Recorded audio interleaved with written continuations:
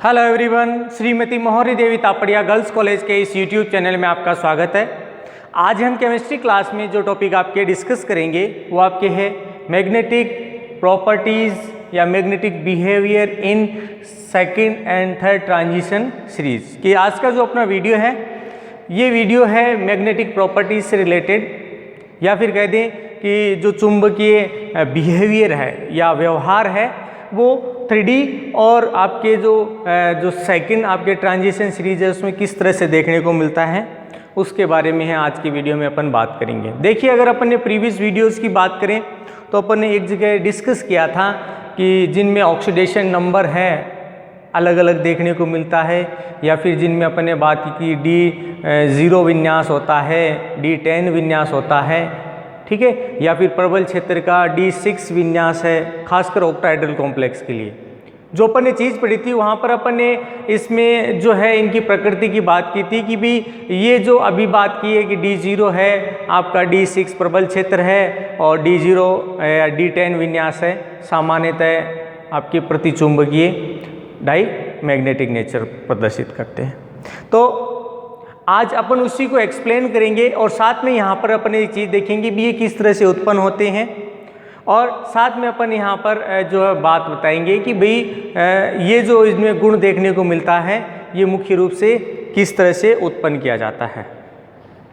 संक्रमण तत्वों की जहाँ तक बात करें तो जो आपके चुंबकीय आंकड़े हैं ये मुख्य रूप से बहुत उपयोगी हैं, जिसमें अगर बात करें जो संक्रमण धातुएं हैं अधिकांश सामान्यतः इनमें क्या देखने को मिलेंगे, अणुचुंबकीय प्रकृति के हैं वो आपको देखने को मिलेंगे। कुछ जो अभी अपन ने बात की D0 है आपका, D6 प्रबल क्षेत्र है और D10 इनमें प्रतिचुंबकीय, बाकी अणुचुंबकीय लगभग सभी तत्वों में देखने को मिलता है। यहाँ पर एक निश्चित अणुचुंबकत्व इनको क्या है, इनके तत्वों द्वारा क्या है प्रदर्शित किया जाता है। जिसमें अगर बात करें तो जो आपका अणुचुंबकीय गुण है अगर उसकी बात करें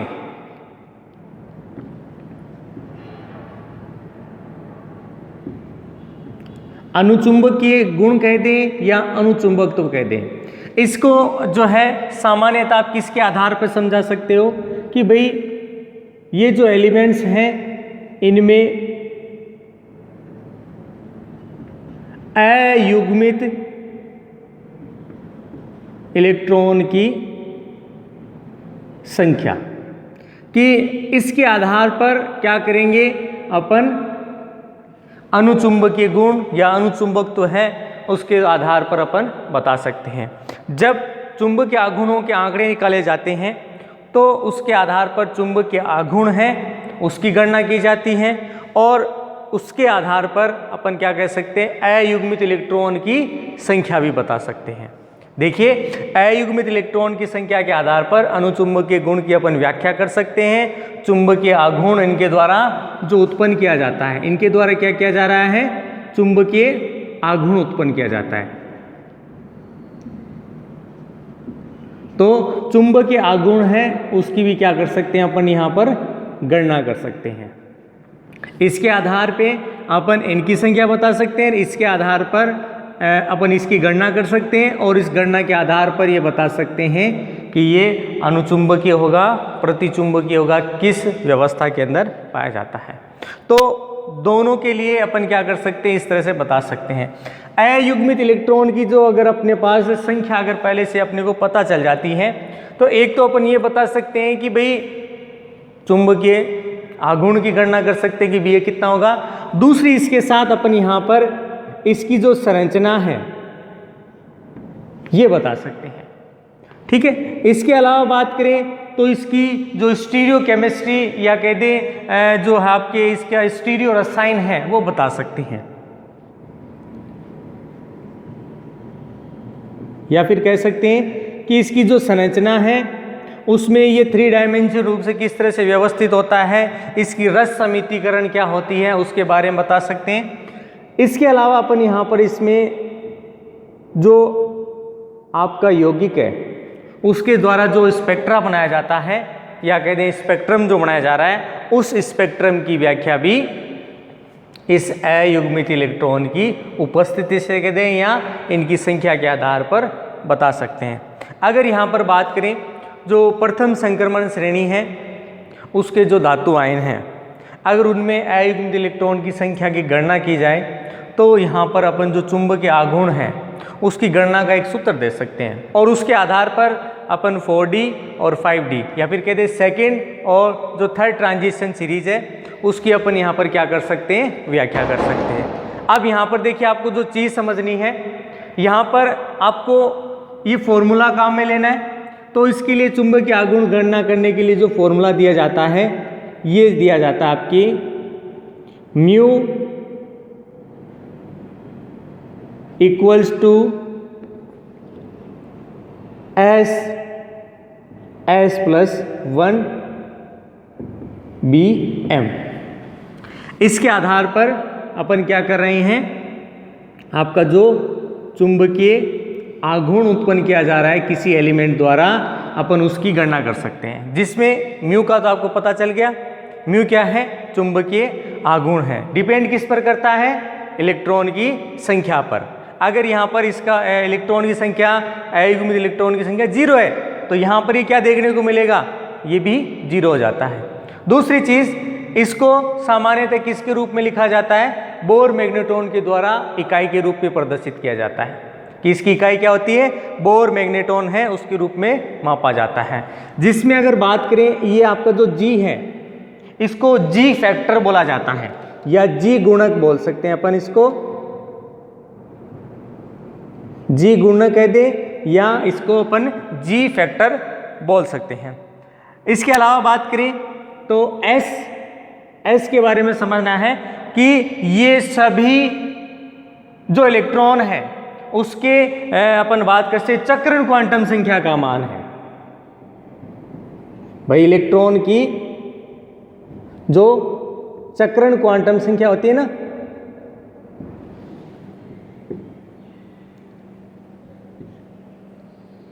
चक्रण क्वांटम संख्या का मान कह सकते हैं।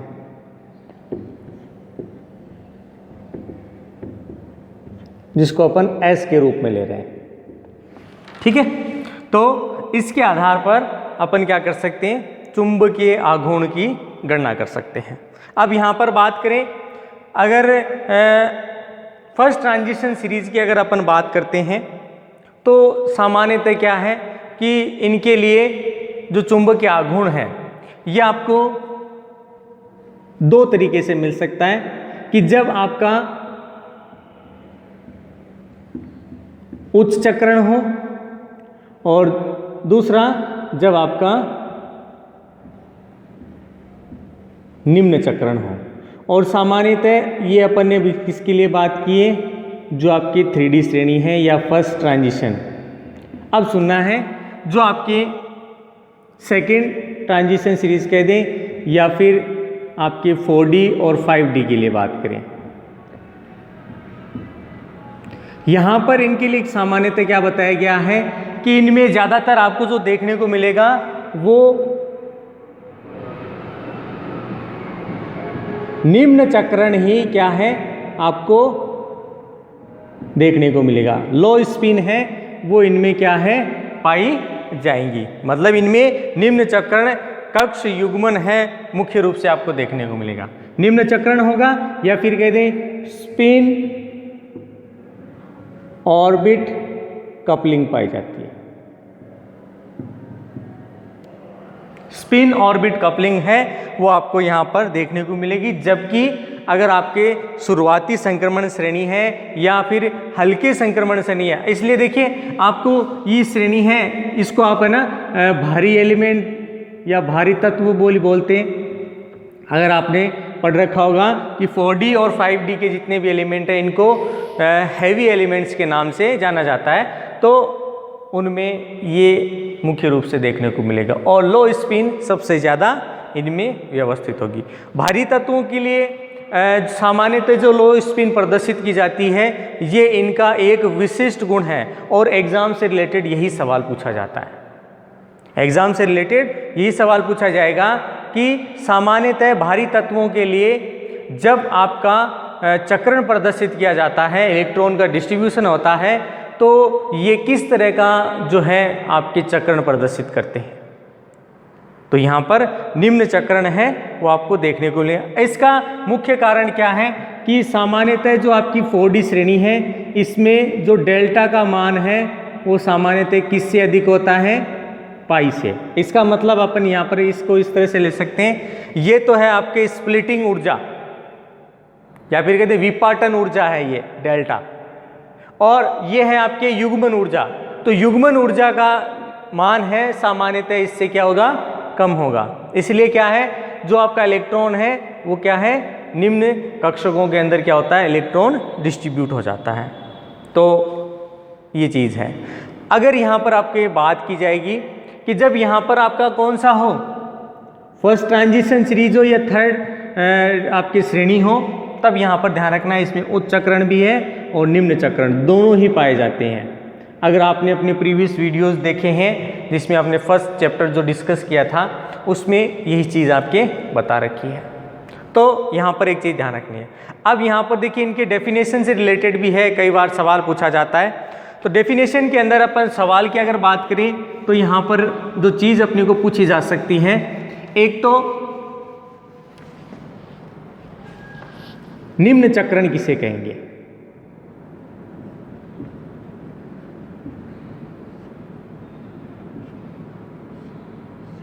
जो सवाल पूछा जाएगा निम्न चक्रण, तो यहाँ पर जिनमें अयुग्मित इलेक्ट्रॉन की संख्या क्या हो, न्यूनतम हो। अयुग्मित इलेक्ट्रॉन की संख्या क्या हो, न्यूनतम हो। और इसके विपरीत अगर बात करें कि भाई उच्च चक्रण किसे कहेंगे,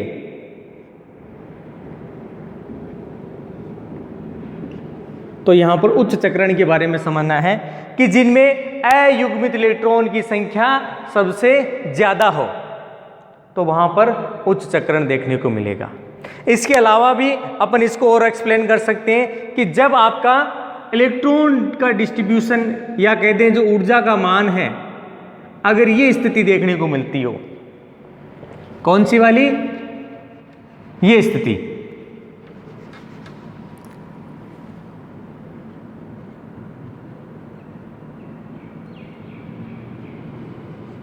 इस स्थिति के अंदर आपको जो चीज देखने को मिलेगी, आपको ध्यान रखना है डेल्टा ऊर्जा का मान ज्यादा है, इसीलिए इलेक्ट्रॉन निम्न चक्रण वाला होगा।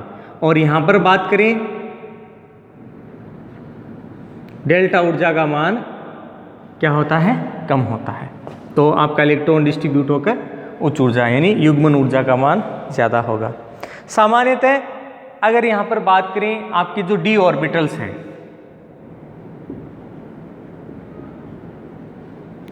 डी ऑर्बिटल्स के अंदर आपको जो खास चीज देखने को मिलती है, इसमें क्या होते हैं भाई, 5 ऑर्बिटल हैं आपके व्यवस्थित होते हैं, जिनमें क्या है, अगर वो समभ्रंश कक्षक है, डिजेनरेसी आपके एलिमेंट आपके ऑर्बिट हैं, तो सारे के सारे क्या होंगे, सेम एनर्जी के होंगे। लेकिन जैसे ही इन 5 ऑर्बिटल्स के साथ या तो क्या किया जा रहा हो, संकुल बनाया जाता हो, या फिर इनके साथ कोई लिगेंड जुड़ जाए, या तो संकुल बना रहे हो या फिर आपका कोई लिगेंड जुड़ रहा हो, तब ये आपका ऑर्बिटल क्या होगा,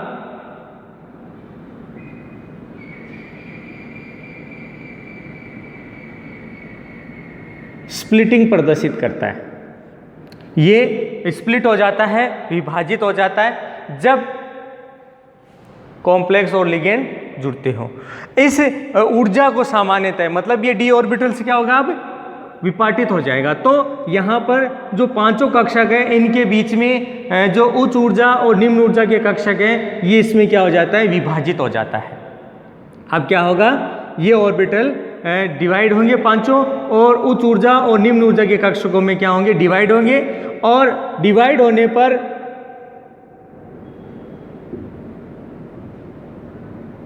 ये हाई एनर्जी लेवल में और ये लोअर एनर्जी ऑर्बिट कह दें, ये इसमें आ जाता है। अब यहाँ पर वही ऊर्जा का मान अगर आपको ये ध्यान में है तब इसमें बता सकते हो कि स्प्लिटिंग किस तरह से होगी, जो चक्रण है वो किस तरह से होगा, तो ये बता सकते हो। तो यहाँ पर स्प्लिट होने के फलस्वरूप यहाँ जो ऊर्जा का गैप आता है, ऊर्जा का जो अंतर आता है, इसी को बोलते हैं डेल्टा ऊर्जा। ठीक है, ये क्या है, डेल्टा ऊर्जा। तो एक चीज आपको ये ध्यान रखनी है, इसके बारे में भी पूछा जाता है कि डेल्टा ऊर्जा किसे कहते हैं या स्प्लिटिंग एनर्जी किसे कहते हैं, ये टॉपिक, ये भी आपको ध्यान रखना है। इसके अलावा अभी देखो अपन ने बात की कि भी एक तो ये तो अपन ने बता दिया कि ये क्या है, विभाजन ऊर्जा है, ये क्या है, पाई क्या है। तो यहां पर सुनना है कि जब आपका कोई इलेक्ट्रॉन किसी अयुग्मित कक्षक में वापिस क्या होता है, वितरित होता है, या फिर कह दे विपरीत चक्रण वाला इलेक्ट्रॉन आकर किसी कक्ष में क्या होता है, व्यवस्थित होता है, तो उसकी वजह से जो है आपके क्या देखने को मिलता है, इलेक्ट्रॉन का युग्मन हो जाता है। मतलब इलेक्ट्रॉन संख्या में कितने हो जाते हैं, किसी कक्ष में 2 हो जाते हैं, दोनों की दिशा विपरीत होगी, ये ध्यान रखना है कि यहां पर एक दूसरे के विपरीत हो जाते हैं। इस ऊर्जा को जो है पियरिंग एनर्जी या फिर कह दें युग्मन ऊर्जा के नाम से जानते हैं। ठीक है, तो अपने पास स्प्लिटिंग एनर्जी आ गई, अपने पास पियरिंग एनर्जी आ गई। अब यहां पर आपको चीज समझनी है कि उच्च चक्रण और निम्न चक्रण में क्या अंतर देखने को मिलेगा। कि जब क्या बताया गया हो कि जब आपका उच्च चक्रण आपके प्रदर्शित किया जाता हो तब आपको ध्यान रखना है डेल्टा का मान इससे कम होगा। जब आपका निम्न चक्रण होता है तो ध्यान रखना है डेल्टा का मान पाई से अधिक होगा। और इसको देखो अपन एक डायग्राम से समझते हैं, और जिससे अपने पास इसमें इनकी प्रकृति बताने के लिए आसानी रहती, क्योंकि अयुग्मित इलेक्ट्रॉन की संख्या के आधार पर अपन क्या करें भाई, मैग्नेटिक प्रॉपर्टी बता रहे। तो मैग्नेटिक प्रॉपर्टी बताने के लिए आपको क्या चीज ध्यान में रखनी होगी कि यहाँ पर जो एनर्जी लेवल है उनमें इलेक्ट्रॉन का डिस्ट्रीब्यूशन किस तरह से होता है। तो यहां पर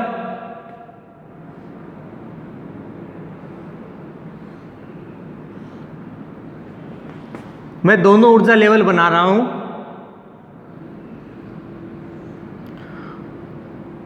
और उसमें आपको समझना है कि ये चीज किस तरह से संभव होती है। देखिए, जब भी स्प्लिटिंग होती है आपको ध्यान रखना है कि जब इस तरह की स्प्लिटिंग आपकी प्रदर्शित की जाएगी तो ऑक्टाहेड्रल कॉम्प्लेक्स है, आपको याद रखना है।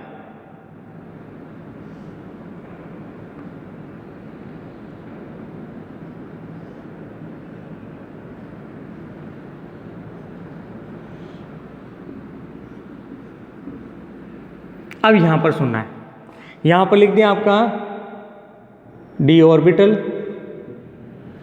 और अब इलेक्ट्रॉन डिस्ट्रीब्यूशन। देखिए 5 अपन यहां पर जो d5 विन्यास है अपन उसके लिए बात करेंगे। एक तरफ लिख दें आपके हाई स्पिन कॉम्प्लेक्स, और इधर लिख दें लो स्पिन कॉम्प्लेक्स। यहां पर डेल्टा ज्यादा है पाई से, यहां पर डेल्टा कम है पाई से। बस ये स्थिति ध्यान रखनी है। ये स्थिति अगर आपके समझ में आ गई तब आपको स्प्लिटिंग में ज़्यादा दिक्कत नहीं आएगी। अब यहाँ पर इलेक्ट्रॉन डिस्ट्रीब्यूट करते हैं, 1 इलेक्ट्रॉन, 2 इलेक्ट्रॉन, 3 इलेक्ट्रॉन। अब देखिए जब डेल्टा का मान क्या होता है, पाई से कम होता है, मतलब युग्मन ऊर्जा का मान ज़्यादा होता है, तो क्या है इन दोनों की ऊर्जाएं क्या होती है, कम हो जाती हैं। इसलिए क्या है कि जो एनर्जी गैप है वो क्या हो जाता है, कम हो जाता है। जब आपका एनर्जी गैप कम होता है तो इलेक्ट्रॉन इनमें डिस्ट्रीब्यूट होने के फलस्वरूप अयुग्मित स्थिति होगी तो अगला इलेक्ट्रॉन अपने आप इसमें चला जाता है। ये स्थिति हो गई, d5 विन्यास हो गया। तो अभी अपन ने यही चीज कही थी कि जब आपका उच्च चक्रण पाया जाता है तो अयुग्मित इलेक्ट्रॉन की जो स्थिति है सर्वाधिक होती है। देखिए D5 विन्यास है, 5 अयुग्मित इलेक्ट्रॉन की संख्या है, तो अयुग्मित इलेक्ट्रॉन की संख्या सबसे ज्यादा देखने को मिल रही है। कब? जब आपका हाई स्पिन कॉम्प्लेक्स फॉर्मेशन हो या फिर ये स्थिति हो। पहली चीज। दूसरी स्थिति देखें, इधर बात करें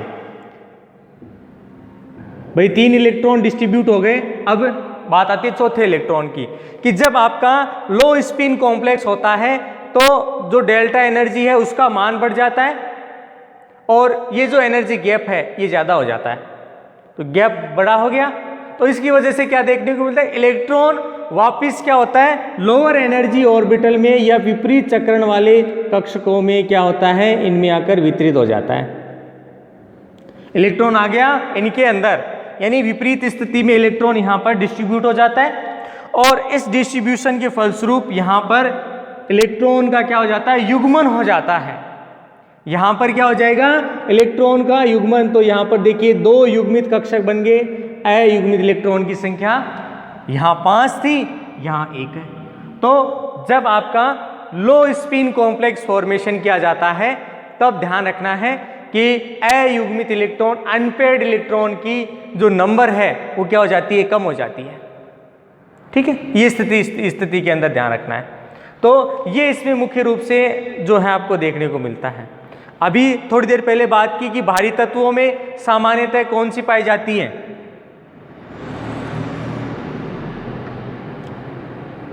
लो स्पिन कॉम्प्लेक्स फॉर्मेशन पाया जाता है। ये इसकी एक विशिष्ट लक्षण भी कह सकते हैं। तो यहाँ पर जो युग्मन होता है तो अपन यहाँ पर क्या कह सकते हैं कि भारी तत्वों में जब कॉम्प्लेक्स बनाया जाता है तो निम्न चक्रण वाली जो युग्मन ऊर्जा है वो यहाँ पर अधिक देखने को मिलती है, मतलब लो स्पिन कॉम्प्लेक्स फॉर्मेशन किया जाएगा। और इसकी मुख्य विशिष्ट गुण है कह दें या विशेषता कह दें। अब सुनना है कि भी ये जो विशेषता बात की अपन ने, ये मुख्य रूप से 2 कारणों पर डिपेंड करती है। कैसे 2 कारण हैं जिनके द्वारा अपन ये बता सकते हैं कि जो भारी तत्व है या आपके जो हैवी एलिमेंट हैं, इन हैवी एलिमेंट में लो स्पिन क्यों देखने को मिलता है, लो स्पिन क्यों हुआ है उसके बारे में इसके कारण दे रखे। फर्स्ट सुनना है कि भारी तत्व हैं उनमें इलेक्ट्रॉन का जो युग्मन है सामान्यतः ये मान इनमें तुलनात्मक जो हल्के तत्व हैं उनमें अधिक देखने को मिलता है। मतलब जो हल्के तत्व हैं उनकी अगर बात करें तो हल्के तत्वों में सामान्यतः जो आपका युग्मन है ये कम देखने को मिलता है। भारी तत्वों में युग्मन या कह दें इलेक्ट्रॉन का युग्मक ज़्यादा पाया जाता है। इसका कारण ये है कि अगर यहाँ पर अपन बात करें कि जो 3D कक्षक है उनकी तुलना में जो 4D और 5D कक्षक है उनका आकार क्या होता है, बड़ा होता है। इसका कारण मुख्य क्या है कि 3D की तुलना में 4D और 5D का जो आकार है वो क्या होता है, बड़ा होता है। और बड़े क्षेत्र में 2 इलेक्ट्रॉन रहने के लिए जो है उनके मध्य क्या है, दुर्बल पारस्परिक बंध होता है।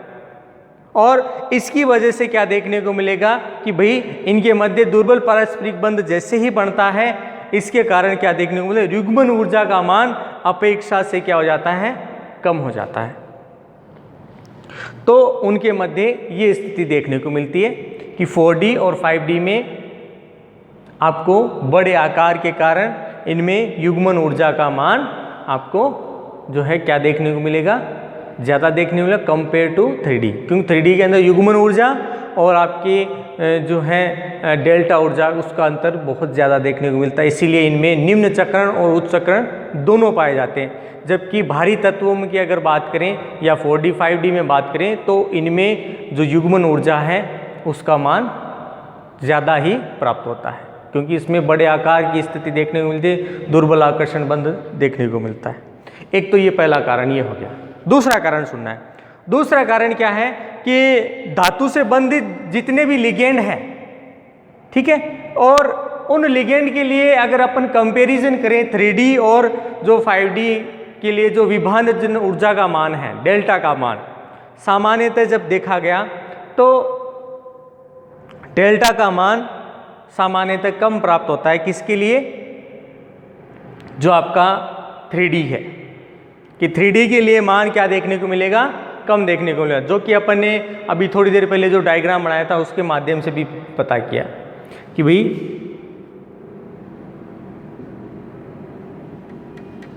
दो स्थितियां बात की थी। एक तो डेल्टा ये है, दूसरी स्थिति बात की थी ये स्थिति है। ये आपका लो स्पिन या फिर कह दें जो भारी तत्व है ये उनमें मिलेगा, और ये आपका 3D कह दें या हल्के तत्व कह दें। हालांकि इनमें तो दोनों ही पाई जाती हैं, लेकिन ये लिगेंड की प्रकृति पर डिपेंड करता है। लेकिन यहाँ पर लिगेंड की प्रकृति का कोई प्रभाव ज़्यादा देखने को नहीं मिलता।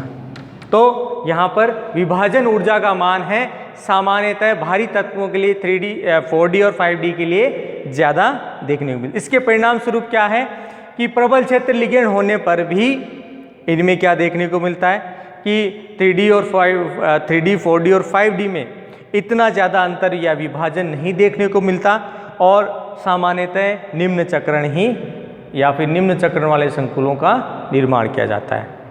अब यहाँ पर इसको अपन कुछ एग्जाम्पल से समझेंगे। सामान्यतः ये बताया गया है कि जिन धातुओं में अयुग्मित इलेक्ट्रॉन की जो संख्या है समान है, फिर भी उनमें अगर अपन बात करें कि निम्न चक्रण अगर संकुल है तो चुंबकीय आघूर्ण का मान उनमें भी भिन्न भिन्न देखने को मिलता है।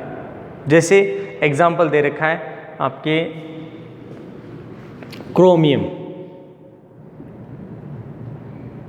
क्रोमियम सेकेंड, मैग्नीज सेकेंड, और साथ में बात करें जो आपका OS4 है। अगर इनमें बात की जाए तो इनमें सब में दो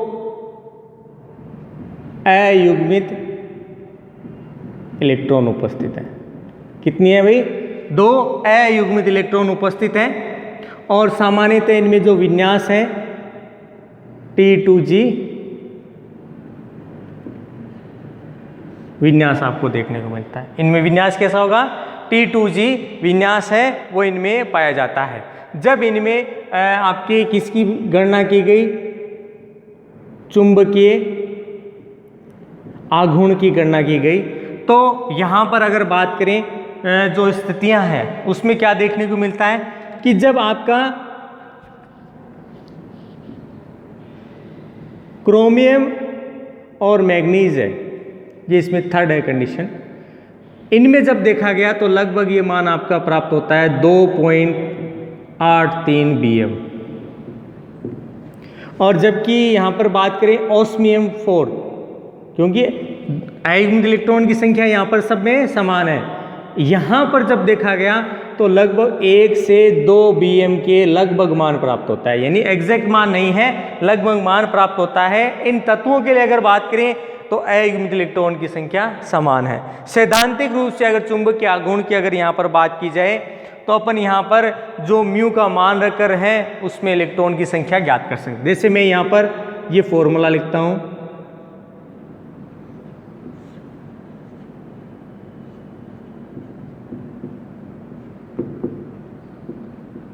अब सुनना है यहाँ पर क्या बताया कि सामान्यतः जब इनके लिए बात की गई तो G का मान यहाँ पर कितना देखने को मिलता है? 2। यहाँ पर G का मान कितना है? 2। और प्लस बात करें जो S स्पिन है, इलेक्ट्रॉन है, उनकी स्थिति क्या देखने को मिलेगी? यहाँ पर 1, जिससे इनका जो आपेक्षिक मान जो है अगर अपन सूत्र से में रखकर बात करें तो एक मान तो आपका यह प्राप्त होता है आपके किसके लिए? क्रोमियम और मैग्नीज के लिए, जबकि इसके लिए आपका मान इसके बीच का मान प्राप्त है। यानी एग्जैक्ट मान आपको यहाँ पर देखने को नहीं मिलता, जिससे क्या है अपने को एक चीज तो पता चल जाती है कि क्रोमियम और मैग्नीज में चुंबकीय आघूर्ण का मान क्या है? उच्च है। क्रोमियम और मैग्नीज के अंदर जो स्थिति है आपके सेकंड और थर्ड कंडीशन, इसकी वजह से यहाँ पर ये क्या है? उच्च स्थिति यानी चुंबकीय आघूर्ण का मान उच्चतम मान प्राप्त होता है, जबकि ऑस्मियम 4th के अंदर अगर यहाँ पर बात करें तो यही चुंबकीय आघूर्ण का मान क्या मान प्राप्त होता है, कम प्राप्त होता है, या फिर कह दें निम्नतम प्राप्त होता है। तो इस स्थिति के आधार पर अपन ये बता सकते हैं कि सामान्यतः जो चुंबकीय बिहेवियर है कि भाई ये भी चुंबकीय आघूर्ण प्रदर्शित करेगा, ये भी प्रदर्शित करेगा, यानी अनुचुंबकीय गुण तो दोनों में देखने को मिल रहा है, लेकिन एक के द्वारा ज्यादा देखने को मिल रहा है, एक के द्वारा कम देखने को मिल रहा है। तो यहाँ पर चुंबकीय आघूर्ण का मान भी इनमें अनुचुंबकीय गुणों को क्या करता है, प्रभावित करता है।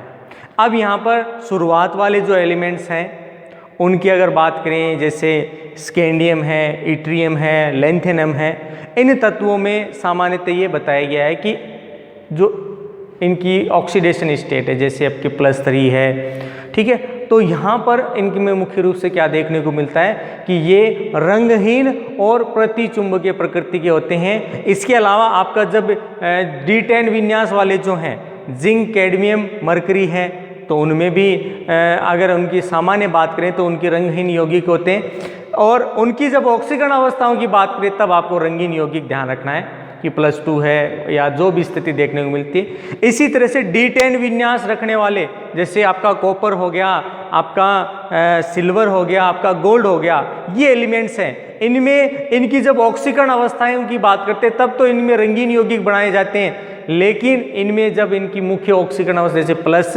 आपके 1 है, कॉपर के अंदर है, ये स्थिति जब देखने को मिलती है तब इनमें D10 विन्यास हो जाता है, तब इनमें रंगीन यौगिक नहीं, मतलब अपन ये कह सकते हैं रंगहीन यौगिक बनाए जाते हैं। तो ये कुछ खास आपके चुंबकीय गुण से रिलेटेड आज का जो रिलेटेड जो आपका वीडियो है, जिसमें अपन ने 2nd और 3rd ट्रांजिशन सीरीज है उसके बारे में बात की। I hope you dear student, आपको आज का वीडियो पसंद आएगा। वीडियो को लाइक करें, शेयर करें और इससे रिलेटेड आपके जो नोट्स बनाते रहें, और इस वीडियो को देखने के लिए धन्यवाद।